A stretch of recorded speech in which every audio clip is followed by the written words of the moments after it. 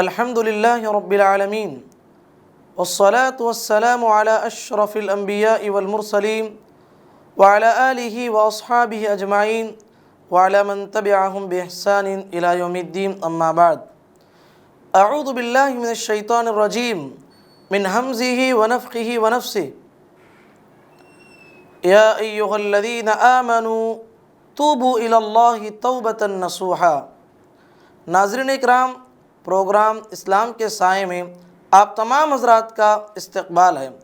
آج کی ہماری گفتگو کا موضوع ہے گناہوں کی بخشش کے ذرائع۔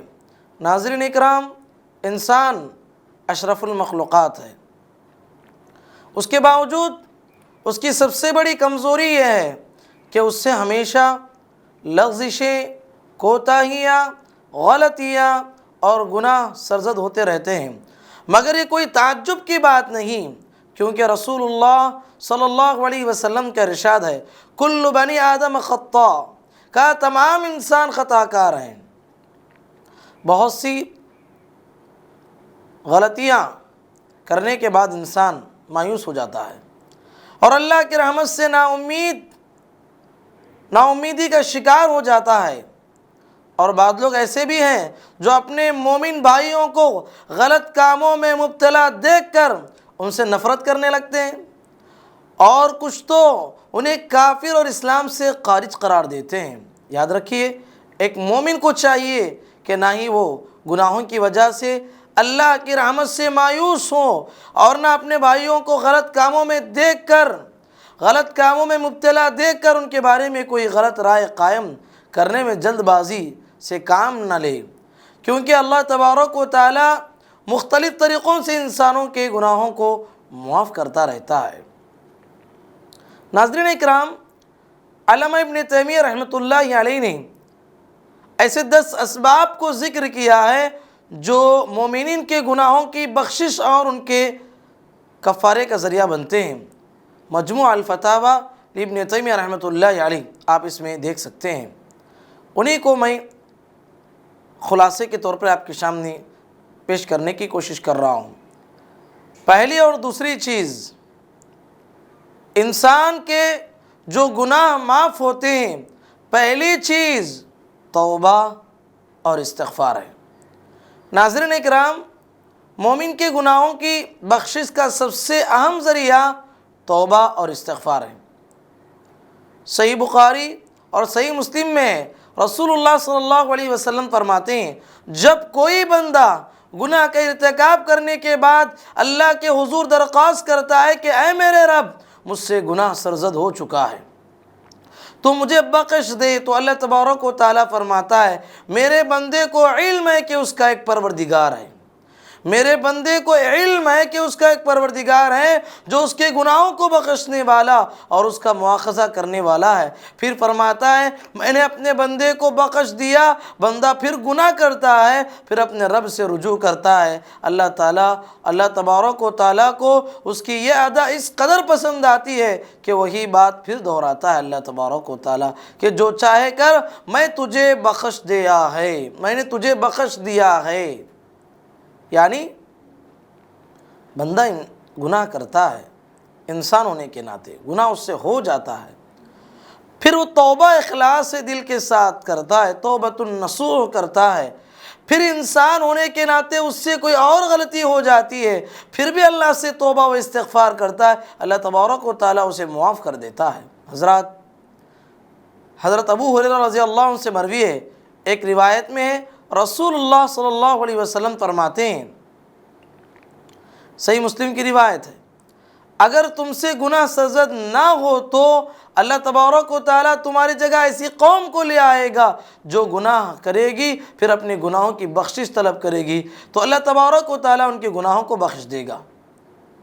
اس حدیث کا ہرگز یہ مفہوم نہیں کہ یہ حدیث میں گناہ کی طرف دعوت دی جا رہی ہو، ایسا نہیں ہے۔ اس حدیث میں یہ پیغام دیا جا رہا ہے کہ آدمی گناہ کے بعد جو توبہ کرتا ہے وہ بات اور اس کی فضیلت بتائی گئی کہ تم لوگ گناہ کر رہے ہو اور گناہ کے بعد استغفار اور توبہ بھی نہیں کر رہے ہو، اللہ تبارک و تعالیٰ ایسی قوم کو لائے گا تمہاری جگہ پہ جو استغفار کرنے والی ہوگی، انسان ہونے کے ناطے ان سے گناہ ہو جائے گا تو استغفار کو لازم پکڑے گی، ایسی قوم ہوگی، تمہیں اس لیے نکال دے گا کہ تم استغفار نہیں کر رہے ہو۔ تو اس حدیث کا مطلب یہی ہوا کہ استغفار کرنے والے اللہ کو بہت پسند ہے۔ حضرات، توبہ و استغفار کے لیے گناہ کا سرزد ہونا ضروری نہیں۔ بہت سارے لوگوں کے ذہنوں میں غلط فہمی ہوتی ہے، مجھ سے کوئی غلطی ہوئی ہی نہیں تو میں کیوں استغفار کروں، میں کیوں توبہ کروں۔ یاد رکھیے، اس کائنات کے سب سے عظیم انسان محمد الرسول اللہ صلی اللہ علیہ وسلم کہتے ہیں فواللہ انی لاستغفر اللہ فی اليوم اکثر من 70 مرہ وفی روایت 100 مرہ۔ پیارے نبی نے کہا کہ لوگوں، دن میں 70 مرتبہ اللہ سے استغفار کرتا ہوں، ایک روایت میں 100 سے زائد مرتبہ استغفار کرتا ہوں۔ اللہ اکبر۔ تو ناظرین اکرام، اس سے کیا بات معلوم ہوتی ہے؟ توبہ کرنے کے لیے، استغفار کرنے کے لیے گناہ کا ہونا، گناہ کا سرزد ہونا یہ ضروری نہیں ہے، بلکہ ایک مومن کا وظیفہ ہے جس کا ہمیشہ اہتمام کرنا چاہیے۔ رسول اللہ صلی اللہ علیہ وسلم کو خطاب کر کے فرمایا گیا فَسَبِّحْ بِحَمْدِ رَبِّكَ وَاسْتَغْفِرْ إِنَّهُ كَانَ تَوَّابًا۔ آپ اپنے رب کی حمد کے ساتھ تسبیح بیان کیجئے اور اس سے مغفرت طلب کیجئے، بے شک وہ بڑا توبہ قبول کرنے والا ہے۔ حضرات، ایک صحابی نبی کریم صلی اللہ علیہ وسلم فرماتے ہیں ایک صحابی سے، اور سارے لوگ سامنے تھے، کہا کہ یا ایھا الناس توبوا الی اللہ فانی اتوب فی الیوم الیہ 100 مرہ۔ صحیح مسلم کی روایت ہے، لوگوں اللہ سے توبہ اور استغفار کیا کرو، میں بارگاہ الہی میں روزانہ 100 مرتبہ توبہ کیا کرتا ہوں اور اس سے بھی زیادہ توبہ کیا کرتا ہوں۔ ناظرین اکرام، ایک بات مجھے اور آپ کو جاننی ہے، توبہ اور استغفار میں کچھ فرق ہے کیا؟ ہاں جی، توبہ اور استغفار ہم معنی الفاظ ہیں، جب یہ الفاظ تنہا استعمال ہوں تو ہر ایک دوسرے کا مفہوم میں داخل ہو جاتے ہیں۔ توبہ کہیں گے تو اس میں استغفار بھی آ جائے گا، استغفار بولیں گے توبہ بھی اس میں آ جائے گا۔ البتہ جب یہ دونوں لفظ ایک ساتھ استعمال ہو تو ان کے درمیان لطیف فرق پایا جاتا ہے، یعنی چھوٹا فرق پایا جاتا ہے۔ اس صورت میں استغفار کا مطلب دعا کے ذریعے اللہ تبارک و تعالیٰ سے بخشش طلب کرنا ہے، اور توبے کا مطلب یہ ہوا اپنے گناہوں پر نادم ہونا اور دوبارہ نہ کرنے کا عزم مصمم کرنا، اس کا مطلب ہوتا ہے۔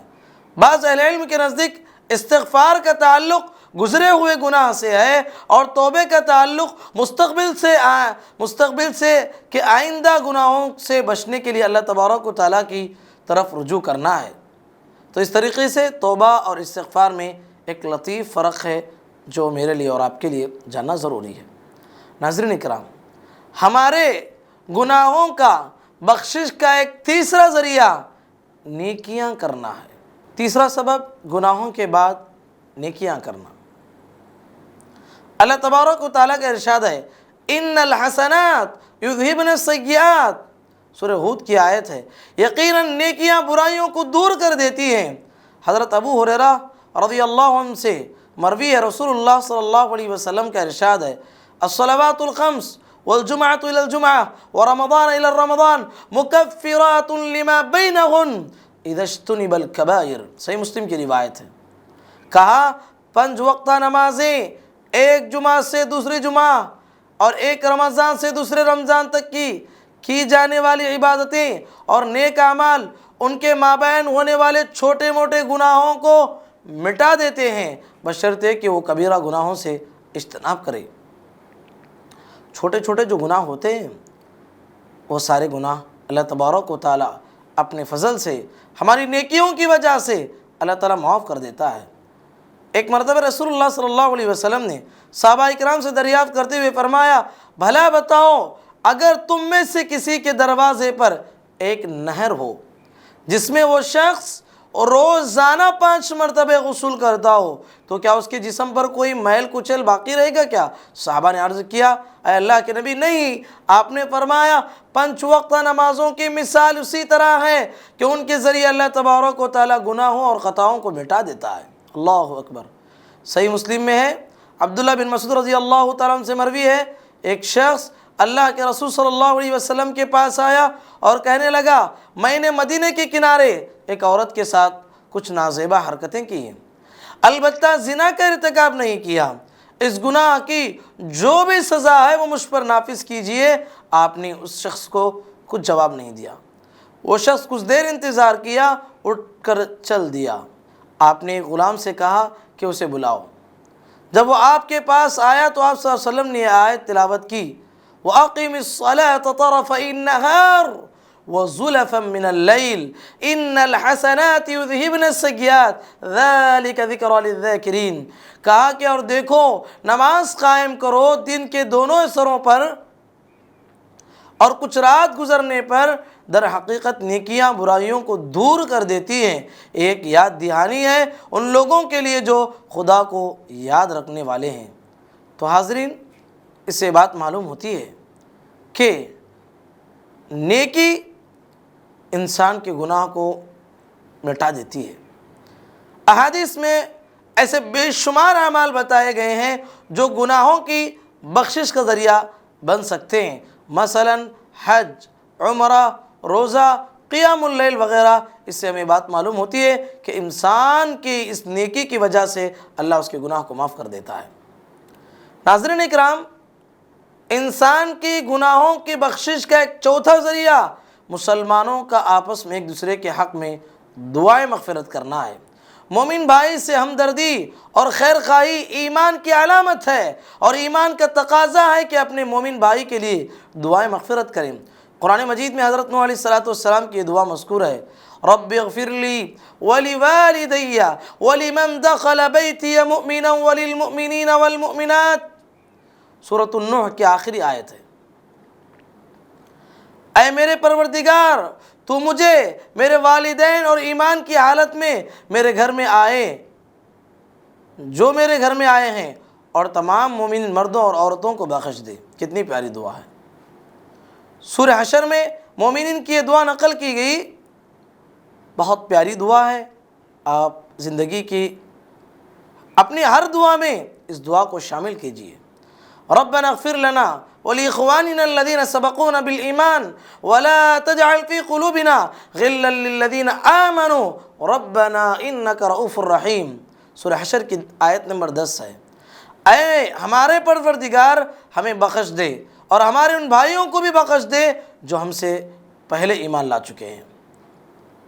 ایک مومن کی دعا کی وجہ سے دوسرے مومن کی بخشش ہوتی ہے، جیسا کہ حضرت عائشہ رضی اللہ تعالیٰ عنہ سے مروی ہے، اور رسول اللہ صلی اللہ علیہ وسلم فرماتے ہیں جب کسی مسلمان کے جنازے میں 100 مسلمان حاضر ہوں اور اس کے حق میں سفارش یعنی دعائیں مغفرت کریں، سفارش کے کرنے کی وجہ سے اس کے حق میں ان کی سفارش قبول کی جاتی ہے۔ کسی مسلمان کے جنازے میں 100 مسلمان حاضر ہوں اور اس کے حق میں سفارش یعنی دعائیں مغفرت کریں، اللہم اغفر لہو، اللہم اغفر لہا کہہ دیں، تو ان کی سفارش اس کے حق میں قبول کی جاتی ہے۔ اور اسی طریقے سے ناظرین اکرام، گناہوں کی بخشش کا ایک 5واں ذریعہ وہ اعمال جن کے ثواب انسان کے مرنے کے بعد بھی اس کو برابر پہنچتا رہتا ہے۔ حدیث میں آتا ہے اذا مات الانسان انقطع عنه عمله الا من 3، صدقۃ جاریہ او علم ينتفع به او ولد صالح يدعو له، صحیح مسلم کی روایت ہے۔ جب انسان مر جاتا ہے تو اس کے عمل کا سلسلہ منقطع ہو جاتا ہے، سوائے 3 چیزوں کے کہ ان کا فیض اس کو فائدہ پہنچاتا رہتا ہے۔ ایک صدقہ جاریہ، یا وہ علم جس سے لوگ فائدہ اٹھا رہے ہوں، یا نیک اولاد جو اس کے لیے دعائیں مغفرت کر رہی ہے۔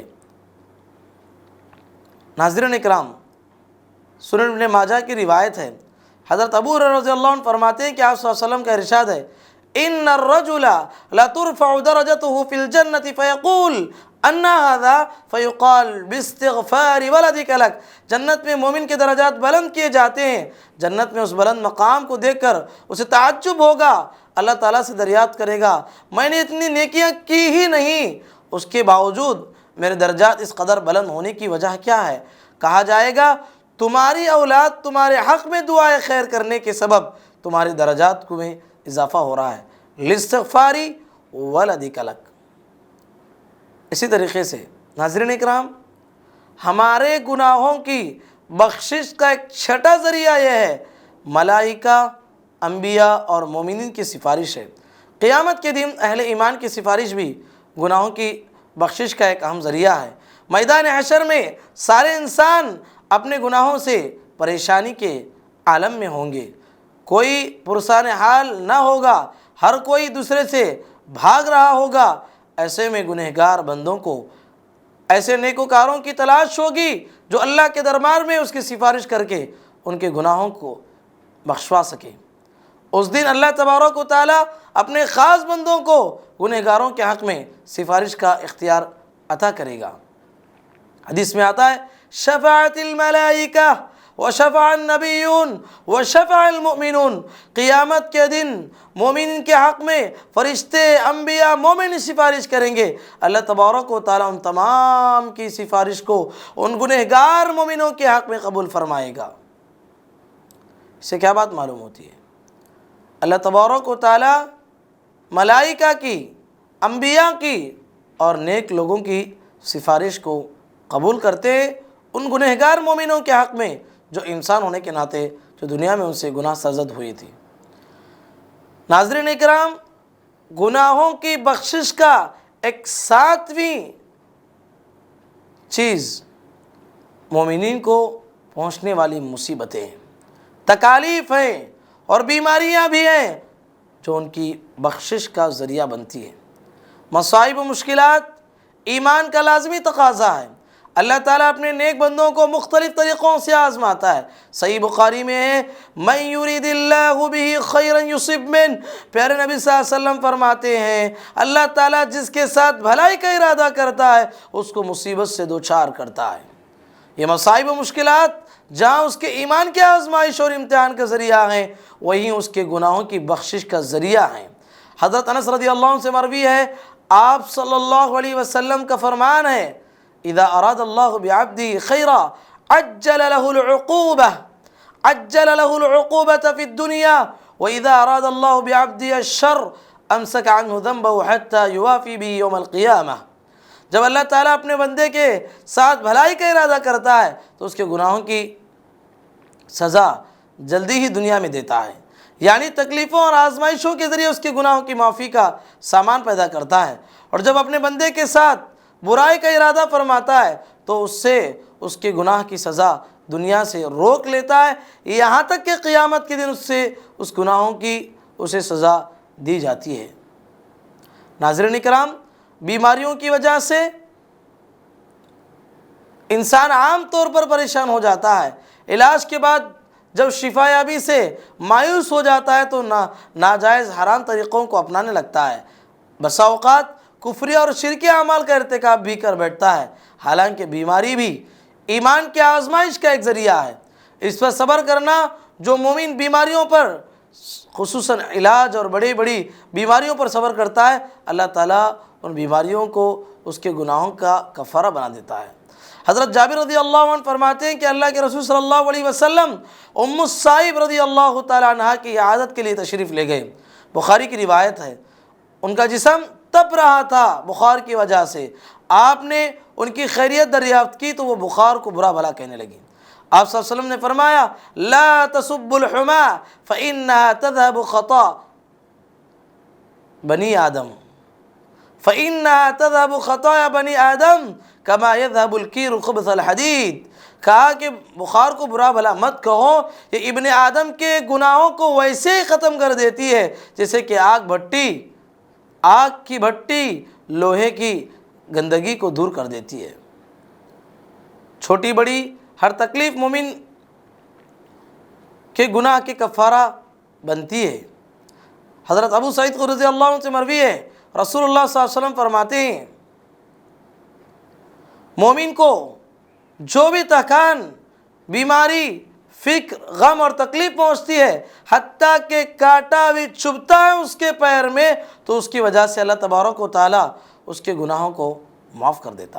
ناظرین اکرام، گناہوں کی بخشش کا ایک ذریعہ قبر میں پہنچنے والی تکلیف اور مصیبت بھی ہے۔ مومن کے گناہ کا کفارہ بنتی ہے۔ قبر میں بعض مومنین کو بھی ان گناہوں کی سزا دی جاتی ہے تاکہ قیامت کی سخت عذاب سے ان کی حفاظت ہو سکے۔ ایک مرتبہ اللہ کے رسول صلی اللہ علیہ وسلم کا گزر دو قبروں کے پاس سے ہوا۔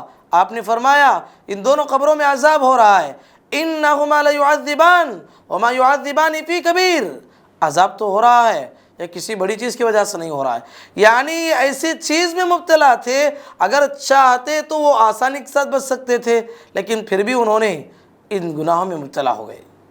اللہ کے نبی صلی اللہ علیہ وسلم ان دونوں قبروں میں جو عذاب ہو رہا تھا، آپ صلی اللہ علیہ وسلم نے فرمایا ان میں سے پہلا وہ آدمی ہے جو غیبت کیا کرتا تھا، دوسرا وہ آدمی ہے جو پیشاب کے چھینٹوں سے پاکیزگی اختیار نہیں کرتا تھا۔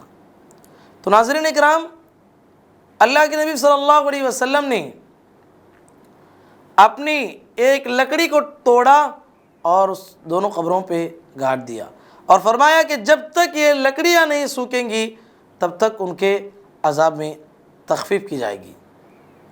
تو اس طریقے سے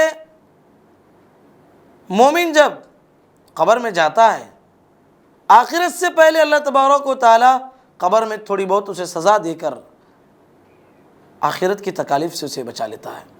ہر مومن کو قبر کی شدت سے دوچار ہونا پڑتا ہے۔ آپ صلی اللہ علیہ وسلم کا ارشاد ہے قبر میں جو بھی شخص داخل ہوتا ہے قبر اس کو دبوچتی ہے، قبر کے دبوچنے سے اگر کوئی نجات پا سکتا ہے، سعد بن معاذ اس سے نجات پاتے۔ حضرت سعد بن معاذ رضی اللہ عنہ ایک جلیل القدر انصاری صحابی تھے، جنگ خندق میں انہیں تیر لگا جو ان کی شہادت کا سبب بنا۔ جب حضرت سعد رضی اللہ عنہ کا انتقال ہوا تو آپ صلی اللہ علیہ وسلم تشریف لائے اور ان کا سر اپنے زانوں مبارک پر رکھ لیا اور اللہ کے حضور دعا فرمائی، یا اللہ، سعد نے تیری راہ میں بڑی تکالیف اٹھائی ہے، تیرے رسول صلی اللہ علیہ وسلم کی تصدیق کی، اسلام کے حقوق ادا کیے، یا اللہ اس کی روح کے ساتھ ویسے ہی معاملہ فرما جیسا کہ تو اپنے دوستوں کے ساتھ فرماتا ہے۔ حضرت سعد رضی اللہ عنہ کی وفات پر آپ صلی اللہ علیہ وسلم کا ارشاد تھا سعد کی موت پر رحمان کا عرش کانپ اٹھا۔ ان کی نماز جنازہ میں 70,000 فرشتے شریک ہوئے۔ ان کی روح کے لیے آسمان کے سارے دروازے کھول دیے گئے تاکہ جس دروازے سے چاہے ان کی روح اوپر آ سکے۔ حضرت ابو سعید رضی اللہ عنہ نے ابو سعید خدری رضی اللہ تعالیٰ عنہ سعد بن معاذ رضی اللہ عنہ کی قبر کھودی، فرمایا اللہ کی قسم مجھے قبر سے مشک کی خوشبو آ رہی ہے۔ آپ نے اپنے دست مبارک سے نعش قبر میں رکھی، قبر پر مٹی ڈالنے کے بعد دیر تک سبحان اللہ ارشاد فرماتے رہے۔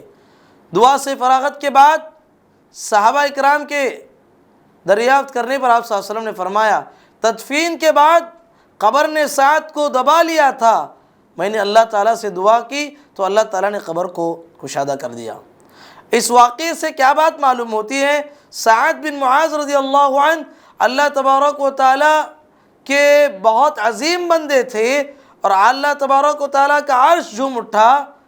اتنے عظیم صحابی کے ساتھ بھی قبر سلوک کرتی ہے، تو میرے اور آپ کے ساتھ کچھ نہ کچھ ہوگا، اس لیے کہ آخرت کے سزاؤں سے انسان بچ سکے۔ ناظرین اکرام، انسان کے گناہوں کی بخشش کا 9واں ذریعہ قیامت کے دن کی شدت اور ہولناکی بھی مومنین کے حق میں گناہوں کے کفارے کا باعث بنتی ہے۔ قیامت کے دن بڑا خوفناک اور پریشان کن حال ہوگا۔ سورہ حج میں فرمایا گیا ان زلزلۃ الساعۃ شیء عظیم، حقیقت یہ ہے کہ قیامت کا زلزلہ بڑی ہولناک چیز ہے۔ قیامت کے دن انسان اپنے گناہوں کی وجہ سے پریشان ہوگا، لوگ اپنے گناہوں کے مطابق پسینے میں شرابور ہوں گے، کسی کو ٹخنوں تک، کسی کو پنڈلی تک، کسی کو گھٹنوں تک اور کسی کو کمر تک پسینہ لائق ہوگا، کوئی سینہ اور گردن تک پسینے میں ڈوبا ہوا ہوگا، اور بعض پسینے میں انسان ڈوب گئے ہوں گے، یہاں تک کہ اللہ کے نیک اور مقرب بندے انبیاء کرام اس دن خوف زدہ ہوں گے، کیونکہ اللہ تبارک و تعالیٰ اس دن جس قدر غضبناک ہوگا نہ اس سے پہلے کبھی تھا نہ اس کے بعد کبھی ہوگا، اتنا خوفناک منظر ہوگا۔ تو ایسے عالم میں انسان کو جو شدت ہولناکی لائق ہوگی، اللہ تبارک و تعالیٰ اس کے گناہوں کی بخشش کا وہ ذریعہ بنا دیتے ہیں۔ گناہوں کی بخشش کا ایک 10واں ذریعہ رحمت الہی گناہوں کی بخشش کا آخری ذریعہ ہے۔ اللہ تعالیٰ اپنی رحمت سے بہت سے گنہگاروں کو بخش دیتا ہے۔ وَلَمْ يَبْقَ إِلَّا رَحْمَ الرَّاحِمِينَ، حدیث میں آتا ہے شفاعت الملائکہ وشفع النبیون، سارے پیغمبر سفارش کریں گے، سارے ملائکہ سفارش کریں گے، اور اللہ کے نیک بندے ایک دوسرے کے حق میں سفارش کریں گے۔ اللہ تعالیٰ کہتا ہے وَلَمْ يَبْقَ إِلَّا رَحْمَ الرَّاحِمِينَ، جب سارے لوگ سفارش کر چکے ہوں گے اور رحم الراحمین کے علاوہ کوئی باقی نہیں رہے گا، چنانچہ اللہ تبارک و تعالیٰ ایک مٹھی بھر جہنم سے ایسے لوگوں کو نکالیں گے جنہوں نے کبھی کوئی نیکی نہیں کی ہوگی، البتہ انہوں نے زندگی میں کبھی شرک نہیں کیا ہوگا۔ قد کادوا حمما، وہ جل کے کوئلہ ہوئے ہوں گے، اللہ تبارک و تعالیٰ اپنی مٹھی سے انہیں نکالے گا۔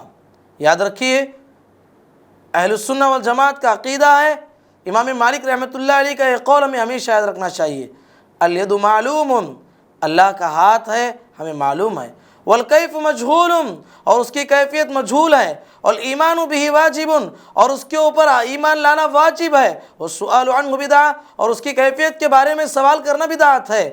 تو یاد رکھیے، جب اللہ تبارک و تعالیٰ جہنم میں اپنے مٹھ بندوں کو اٹھائے گا تو تھوڑی دیر کے لیے سوچو وہ مٹھی کتنی بڑی ہوگی اور اللہ تبارک و تعالیٰ کے کتنے بندے بخش دیے جائیں گے آخرت میں۔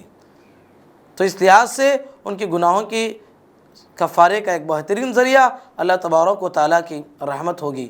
تو حضرات، یہ چند اعمال تھے، میں نے آپ کے سامنے قرآن اور حدیث کی روشنی میں رکھنے کی کوشش کی ہے کہ یہ 10 ذرائع ہیں جس کے ذریعے سے انسان ایک مومنوں کے یہ سارے گناہوں کے کفارے کا ذریعہ بنتی ہیں سارے اعمال۔